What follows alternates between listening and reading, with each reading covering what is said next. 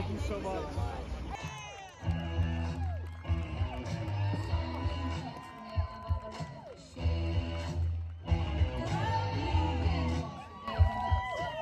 It's great to be back here. Thank you so much for coming out. It's a great day in South Carolina. Make sure you go tell everybody you know that they need to vote in this primary.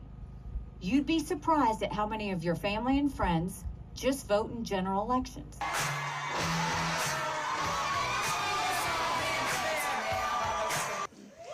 We had 14 people in the race. I defeated a dozen of the fellas. I just have one more fella I gotta catch up to. Don't you think it's finally time we had an accountant in the White House? Don't you think we need to have mental competency tests for anyone over the age of 75?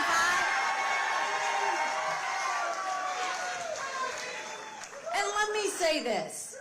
I'm not being disrespectful when I say that. We all know people who are over 75 that can run circles around us. And then we know Joe Biden. Congress has become the most privileged nursing home in the country. It's true. These are people making decisions on our national security. These are people making decisions on the future of our economy. We need to know they're at the top of their game. It's not anything to play with. You've got a war in Europe. You've got a war in the Middle East. You've got North Korea testing intercontinental ballistic missiles capable of hitting the U.S. And Donald Trump said that he would encourage Putin to invade our allies. Now think about that for a second. Donald Trump's willing to side with a thug where 500,000 people have been wounded or killed because Putin invaded Ukraine. Donald Trump's willing to side with a dictator who kills his political opponents. Donald Trump's willing to side with a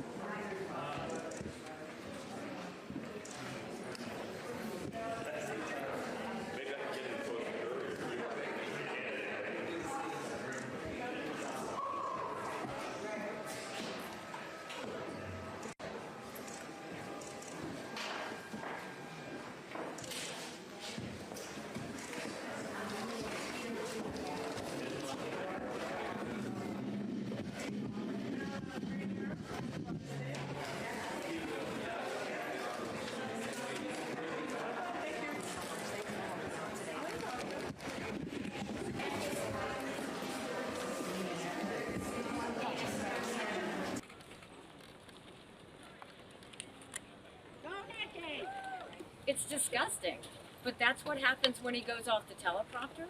That's the chaos that comes with Donald Trump.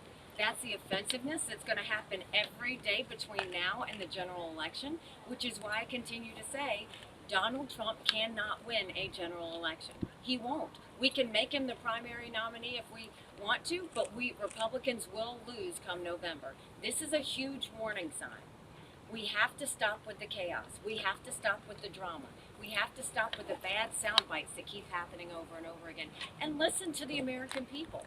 If 70% of Americans say they don't want Trump or Biden, that they think they're the two most disliked politicians in America, if 60% of Americans are saying that they think Donald Trump is too old and Joe Biden's too old to be president, I hope the people of South Carolina and I hope the people in the Super Tuesday states listen to that. There is a choice. We can leave the drama and the chaos. We can leave the incompetence. And we can go to something that is normal. And that's what people want, especially the younger generation. They just want to know what normal feels like. Governor Haley.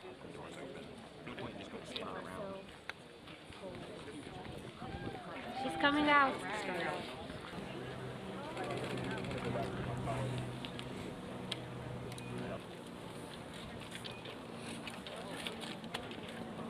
There were 14 people in this race. I had a dozen of the fellas I had to get rid of first. It was taking them out one at a time.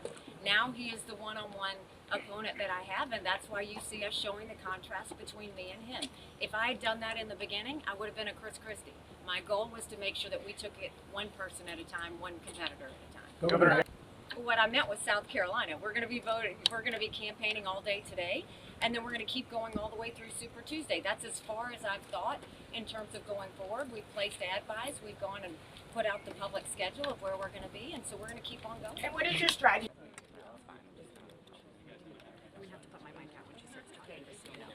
Look, my whole goal for running is because you have a majority of Americans who are saying they don't want Donald Trump and they don't want Joe Biden. So as long as you have a majority of Americans saying, please give us a choice, I'm going to continue to fight. I am not going anywhere. I'm going to make sure that we give Americans a choice.